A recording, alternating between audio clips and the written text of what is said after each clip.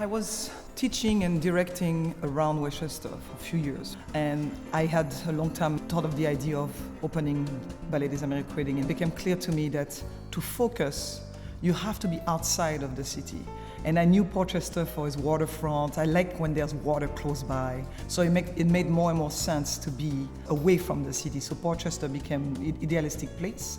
Luckily also our studios are just on the platform. You get the best of the world. You can be here, away, focusing on your work, and instead of being inspiring by your neighbor, you know, because the city gets too crowded, too loud to compose, to reflect, and yet you cannot be too far from it because you need to be back and forth.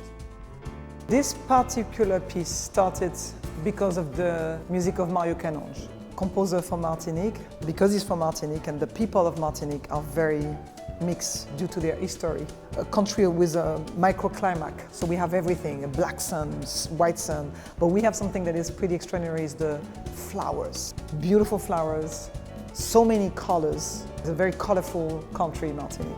And the music of Mario Canonge has that, it's colorful. The country is extremely beautiful, and yet there's also an history that is extremely violent and painful due to slavery. So I wanted to translate those emotions through the idea of the flowers.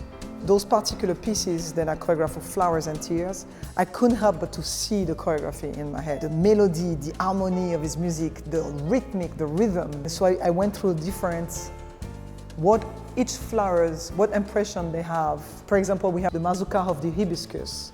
And as a little child, I remember this beautiful flower that looks strong on the stem and yet fragile. And it's of different colors.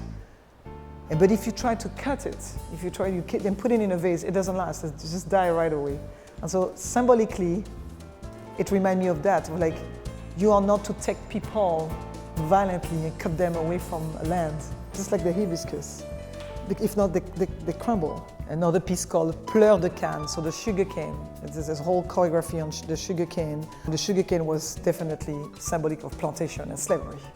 Field of sugarcane, when it's the time of the flowers, it's so beautiful. It's so extraordinarily beautiful. It moves, it's white, it's above the green, it's in that blue sky. Yet, if you look behind why those fields are there, it was again connected to slavery. So I needed to put this into the music of Mario Canonge because the beauty of the country transcending pain because of the surrounding. So that's what of flowers and tear is. It's this balance all the time of painful and the fun, the pain, joy of people, love, the love of people, and also their surrounding. Beauty and nature can heal. So I wanted to be even more into the dance, which I think heart can heal as well. When you're in the experience of dance, it brings that universal dialogue, the universal expression.